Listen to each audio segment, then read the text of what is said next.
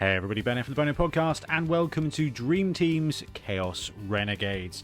So the Dream Team series is all about having a look at what your team could be at 1250, 1500 and 1750. We're looking at Blood Bowl teams in League, and we're kind of putting together a roadmap for your team. So if you're planning on playing Chaos Renegades or planning on playing against Chaos Renegades, this should give you a guide of what you are likely to face, or at least what are the most important components of Chaos Renegades. Now, if you want to see me pilot a Chaos Renegades team through 6 or 7 games of the Blood Bowl 3 beta, then go and have a look at that playlist, because it is very revealing. One, as to how Chaos Renegades can play, you can see some lessons, and man, you can see some drama. Anyway, onward to the Dream Team.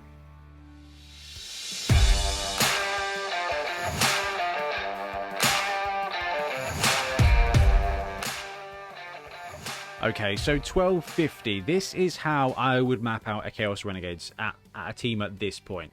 Now, Renegades don't develop super fast. There are a couple of players there who've got the potential to get some decent SPP, but the majority of your team is bashy, right? You're not going to be scoring a bunch of touchdowns, you're not going to be throwing the ball a load, so it's going to take a bit of a grind. So when it comes to 1250, realistically, we're talking about game 6, 7, 8 of a league. So when it comes to Chaos Renegades, your first 4 games are going to be with a pretty vanilla roster. But don't worry, you'll get some cash, which means you can expand your roster, you can fill out your gaps, and then by that point you'll start brewing up some really awesome skill ups, basically. So I don't care how you get to this point. And the cool thing about Renegades is there is a ton of different rosters. You can start with 2 big guys and stuff, and then build up and save up to get your 3rd big guy. I believe that's the technically correct way of doing it. If you want to go watch my playlist, you can see what happens when you start with all 3 big guys and then save up to get to rerolls.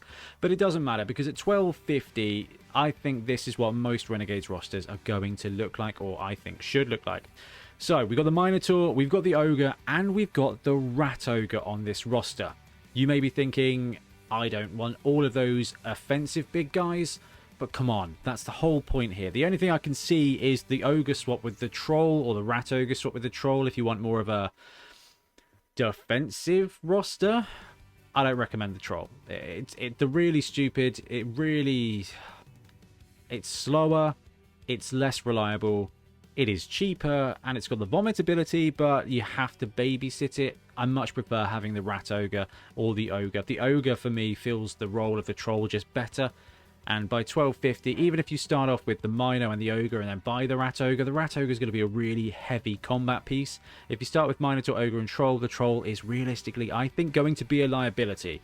However, your mileage may vary, and it's really up to you because it is your team. But for me, 1250, Minotaur, Ogre, Rat Ogre. You've got the Goblin. I don't know why I put 2 there. I wish you could have 2. It is just 1 Goblin, 1 Skaven, 1 Dark Elf, 1 Orc, and 5 Linemen. So you've got 12 players by this point. Now that's really representing either you started off with a 2 big guy build and added the 3rd big guy, or you've just picked up an extra dude to be on your bench. I do recommend that. You've got 3 big guys here. The Rogue is realistically going to take out one of your players at some point, and you will suffer a casualty from one of the others. And this also gives you the ability to kind of flex a bit. The Linemen on this roster are really good pieces, so being able to run them is just really, really useful. So by this point, we're looking at a 12-man roster here with all 3 big guys and all but 1 of the positionals. Now, you'll notice that the positional that's missing here is the Thrower.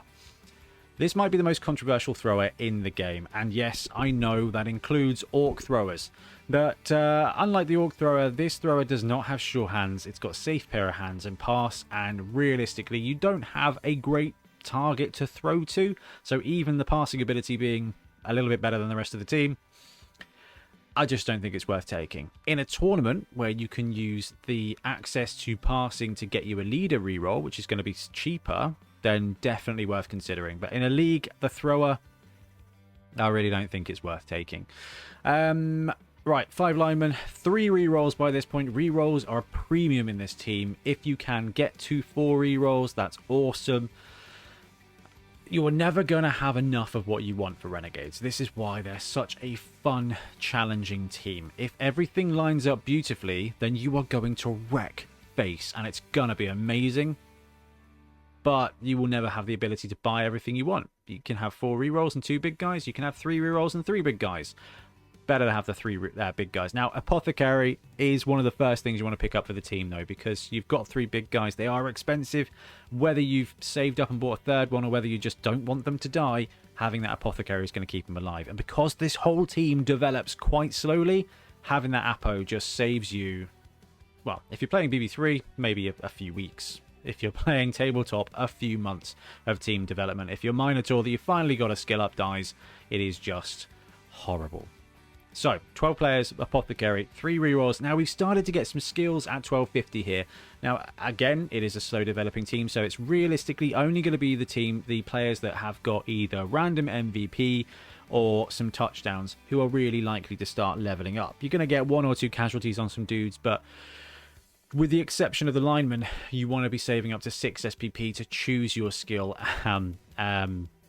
as often as you can. Now, we'll talk about random mutations in a minute. So the Goblin, the first skill up for the Goblin, there's a ton of great ones. You can go Big Hand, you can go Extra Arms, but realistically, the best thing here is 2 heads, because it combines with Stunty, Dodge, 3+ just brilliantly. You are now dodging 2+ everywhere forever, with the exception of things like Prehensile Tail. But still, 2++ dodging with movement 6 means that you have got a fantastic scoring threat in a tiny player, and because you've got the Ogre on this roster, you can throw him when it really needs to. But honestly, what you're likely to do with Renegades is use that Bash and Cage and brew up 5 squares into the opponent's half and then break free with the Goblin when you're ready. And that just means you're going to be 2+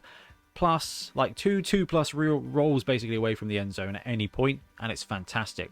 Now, the Skaven has got 1 skill up as well, because the Skaven tends to be another great scoring threat because it's the fastest player on this team. Now, the Skaven is the most malleable player on this team. You can use him as a blitzer, you can use him as a runner, you can really kind of use him as like a thrower if you really want to, but block for the Skaven is the best way to go. Now, the reason for that is, 1, it's going to keep him alive. His armor's not great. But if he is a runner or if he is a blitzer, you want block. Block is going to be really useful. You can consider alternative skills like wrestle to be a ball sacker, but honestly, you don't have that many players when it comes to building your positionals. And Renegades is all about building your positional. So as we're building here, we've got the Goblin, who is your gutter runner, right? Your Goblin is your sneaky ace in the hole, 2++ win the game. You've got the Skaven, who is going to become our star blitzer.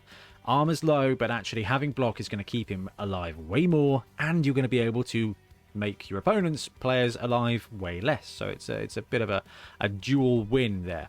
Now, the Dark Elf is the only player on the roster that there isn't a Goblin that has that has primary access to an agility skill. And because it comes with Edge 2+ anyway, dodge is just an awesome skill for the Dark Elf.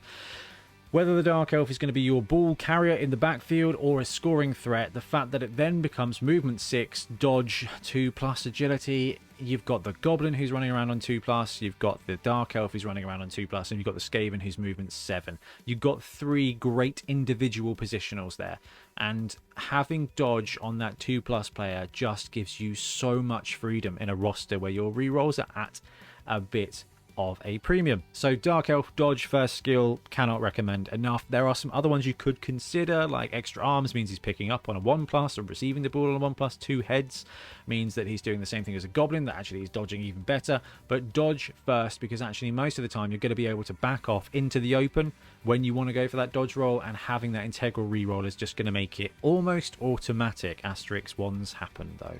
The Orc will not have a skill up by now unless you've got a casualty and a random MVP. Sneaky, spoiler alert, block is the best skill you can give that Orc. And by now, you will have a lineman that scored a touchdown. Or an MVP if you're doing random MVPs. This is where the fun really begins with this roster. Now, it can be super tempting to take random mutations on this team, and you know what, it's a lot of fun to do so. But these linemen really benefit from random generals, because there's hardly any skills that you wouldn't want. And the cool thing about this roster, and this is why I absolutely love Renegades, you've got these big guys and some stuff that you can build to pretty obvious positionals.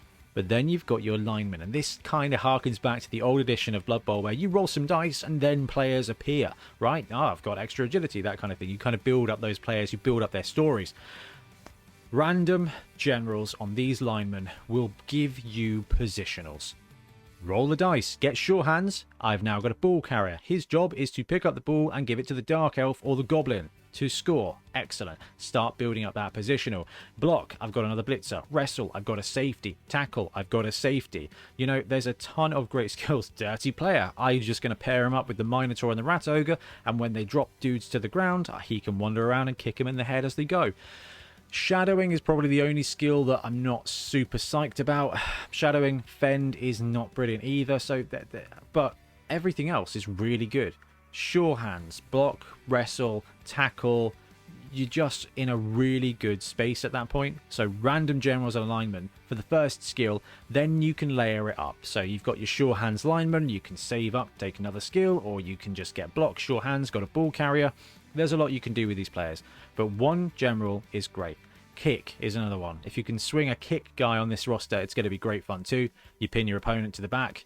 It means you can mass your strength against their front line, outnumber them even more, and you've got Mighty Blow, Mighty Blow, Mighty Blow on your top 3 players there.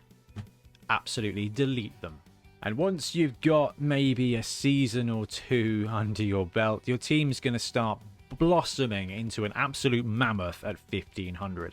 1250 is where you will want to be by the end of your first league, basically. 8 to 10 games in, you're hitting that 1250 point, and then you brew up to season 2, which is when you get this. So by this point, your big guys have had casualties and MVPs, and you can start seeing how your team's going to develop. Now, organic development in this roster is going to be slow, with the exception of your scoring threats and the random generals and mutations that you can put on your linemen. That's how the team organically grows. Your big guys lumber in with casualties and MVPs, and they will start to become monsters. Minotaur, okay, this is where your big guys can kind of break into big guy roles. Minotaur, Juggernaut, and Break Tackle are a great combination of skills. There are a ton of skills that you can give your big guys, but when you've got the Minotaur on your roster, those 2 skills combine brilliantly to make this guy a cruise missile. 2+ Break Tackle into the open, or a 4+ into a tackle zone, I guess. No, 3+ into a tackle zone. Anyway, it's going to give you options. The point is, you've got the Minotaur, you've got its movement. Juggernaut means that you get to turn both down into a push, which means that actually he can step back out, and then you've got enough movement there for him to not be just tagged in place by a snotling, by a zombie. That's kind of the biggest undoing of this team, is your opponent can just be like, have a lineman, and that lineman is now taking up the Minotaur. Well, actually, that Break Tackle means 2+ into the open, and you're blitzing Strength 6 Frenzy with the player that you want to be blitzing with at the target that you want to be blitzing. So it's a great combination of skills. Now, technically correct play is to save up to 12 SPP and take block. Blood Bowl 3, when it lands, you can farm games. That's going to be the case, but that's going to take you 1, 2, 3, 4, 5, 6, 7, 8, 9, 18 games, I reckon, to get to 12 SPP for the Minotaur. By that point, you could be blitzing out on a 2+ and then Juggernaut push and just throw in a bunch of dice. Technically correct thing to do is to save up for block, but if you're playing tabletop or you just want your team to start murdering, then actually Jugs and Break Tackle is a great combination for about the same amount of SP. By the time you've got your first skill on there, he will be more effective. So actually, I reckon that once you've got Jugs, you'll get to the next 8 SPP as quick as you would at the second 6 SPP without Jugs. Then you've got the Ogre. Now, the Ogre and the Troll are kind of interchangeable. The Ogre is a more reliable version of the Troll. The Troll is cheaper. The Troll you want to develop, and there are some great skills in there, but actually, when it comes to the Ogre, Guard and Break Tackle are another great combination of skills. You can put Brawler on him to make him just more combat effective. Again, everything I've just said about saving up for block is correct. However, Guard as a first skill on an Ogre is excellent. The movement's not bad. The Bonehead ability means that actually, as long as your Ogre is not in combat, you've got a pretty good opportunity to move him to support somebody else.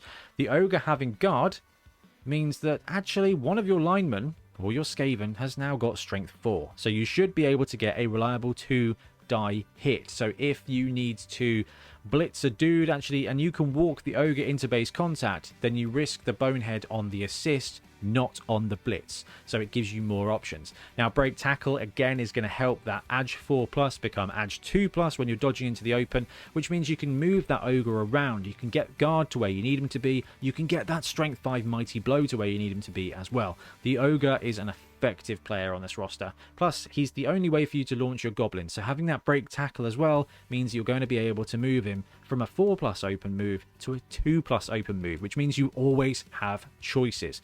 I'm a huge fan of ogres, and using the ogre as a big guy support piece is a great way to do it. Now, you can just chuck Brawler on there or Jugs, but the ogre is more of an assist player because he's more reliable. Then you've got the Rat Ogre. Now, I love the Rat Ogre. The first thing to know about the Rat Ogre is that it's got animal savagery, which means that unlike the Minotaur fails his roll, it just nothing happens. You can't fail a roll with a Rat Ogre if you've got a victim in base contact. So if you really need to blitz a dude with the Roger, you can do it as long as you've got a victim in base contact. Now, the Rat Ogre, if it fails the roll, is going to punch your guy, and even if your guy's on the floor, it's going to get punched. So it's definitely a dangerous thing. But in this 3 build of big guys, if they're blitzing with the Minotaur, that's 2+. If you're doing anything with the Ogre, that's 2+. And if you're doing anything with the Rat Ogre with an assist, it is technically a 1+. And that becomes a really reliable, in theory, watch my games, set of big guys. The Minotaur is your point and click delete, okay? He blitzes. The Ogre moves to support. He brawls, that's fine. He supports your other players brawling, that's great. The Rat Ogre is just a frenzy whirlwind. This is the closest thing you're going to get to a ball and chain on this team without just inducing the Verminator. Brawler is a absolutely brilliant skill on the Roger. He is going to be in base contact because he's got that frenzy, and as long as you're keeping him supported either with the guard ogre or just some linemen to keep him activating and stop your opponent from kind of ganging up on him, actually he's going to be throwing 2 to 3 die blocks with Brawler, which is way more successful than you'd think. It's going to be able to just throw, it's going to take you from a 2 die block into a 2 die block to basically a 2.5 die block most of the time. It is absolutely brilliant. But alternatively, if you want to be blitzing with the Rat Ogre, you can take Jugs. But actually, Brawler as the first skill for the Roger, if you deploy him on your front line and you get him in the thick of it, it's going to come in handy every single time, because the Rat Ogre is going to put you in a position to just take free 4 die blocks almost every turn. Your opponent is going to go, ooh, lineman to the Rat Ogre, please. When you've got Brawler on the Rat Ogre, that's going to be basically a 5 die block. You're going to be able to power something down, and when you've got Mighty Blow on the back of that, that's going to be great. And then your opponent is going to be really stuffed, because they are going to be like, right, I need to either feed someone else to the Rat Ogre now, giving me, as the Pact player, more free blocks, or leave the Rat Ogre open. Now, the Rat Ogre is movement 6 and has frenzy as well. So while you want to be blitzing with your Minotaur, if the Rat Ogre ends up open, 6 squares with a frenzy blitz is massive, especially because this player is automatic as long as there's someone for you to punch. The Rat Ogre is going to make your opponent genuinely sweat. So they're going to feed him targets, and I saw this in all of my games. The Minotaur, the Ogre gets a lot of respect, but the Rat Ogre gets fed people like nothing else. So Brawler to keep you standing and just turn those both downs into POWs, awesome. Basically free SPP. By this point now, the Goblin's got even better. It's picked up its second mutation skill, which is extra arms. Now, this is the point at which you can start being really liberal with the Goblin.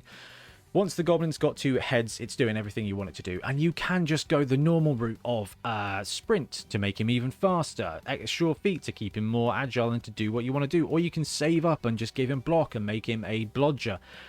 The Goblin is yours to do with. Extra arms, however, means that this dude is receiving the ball on a 2+, he's picking up the ball from the ground on a 2+, and it becomes a real, like, he's just a movement 6 gutter runner at this point. And, well, I love that. Ignore the 2 by the Goblin. Typo. Right, the Skaven hasn't really developed. He will be scoring, but he will be your kind of reserve blitzer at this point. You've got the Goblin scoring, you've got the Dark Elf scoring. The Dark Elf, we probably took dodge first time round. Two heads is a great combination to that. And you've got the goblin as a scoring threat. You've got the dark elf as a scoring threat. But once he's got dodge and two heads, if he is, you know, up against a strength 3 force, then actually you've got a really good opportunity to be able to take a 1-die block on, or 1-die blitz on any target, no matter where they are at that point. And that becomes, again, really useful. But block is certainly not a bad second skill for that dark elf. It's going to keep him alive longer. Two heads is going to... It depends. At this point, you can look at your league and go, right, do I need to be tougher, in which case block, or do I need to be scorier, which is two heads? So if you're in a high dash league, then actually you can start screwing these things to be start skewing your skills to be two heads, so they've got a better offense. If you're in a heavier league, then dodge and block is going to start keeping him alive.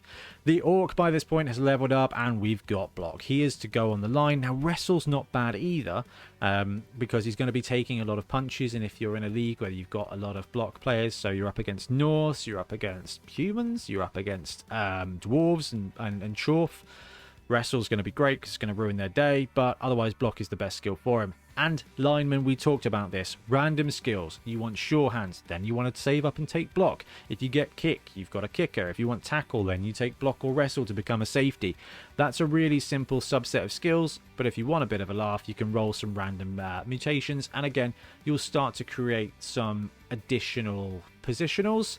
But lineman here, you want a bunch of dudes rolling block, you want a bunch of dudes rolling wrestle, because it's going to keep the rest of your team alive. And at 1500, you've got 3 rerolls, you've got the apothecary. If you get the cash, then save up and pick up that 4th reroll, because it's just going to mean the rest of your team is way more consistent. Now, where your team goes from this point is really down to your league, your playstyle, and your rolling, to be honest with you. But we'll talk through a couple of other great options for your players so that you can kind of get into mind like where you want your team to head. Claws. Claws and Mighty Blow do not stack the way they used to, but it is still a very potent combination. If you've got this many big guys who actually can get claws on a double, once you've got those primary skills for them that's making them more consistently powering stuff down or just staying alive, so Juggernaut, Brawler, things like that, or you're saving up for block, claws becomes really awesome, because it's going to be 8+ break armor, then you've still got Mighty Blow to chuck on the injury roll. So actually, I do not mind the Minotaur, the Ogre, or the Rat Ogre all taking claws as your next skill. Once the Rogue has got Brawler, actually maybe Guard is going to help his friends stay alive, which is always a really good way of doing it. But actually, just saving up and making claws then becomes a Brawling Claws Mighty Blow piece, which is awesome. The Ogre being able to break tackle and take that claws to where you want him to go is awesome, and he's going to get into a brawl as well. Juggernaut, break tackle, claws, Minotaur is just fantastic.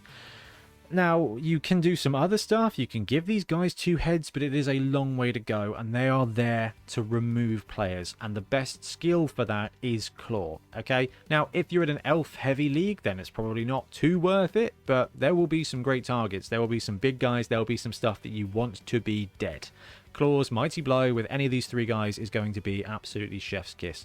And like I said about the Goblin, 2 heads, extra arms, you've got a ton of things you can do with this guy. You can take big hand, or you can just start chucking on random mutations and random skills once you've gone past that point. It really depends what you want your team to be, because quite frankly, once the Goblin's got 2 heads, you can give him Dauntless and Wrestle, and he will become an awesome little sneaky sacker. You can give him extra arms, 2 heads, sprint, whatever. You can just start brewing him up. It doesn't matter.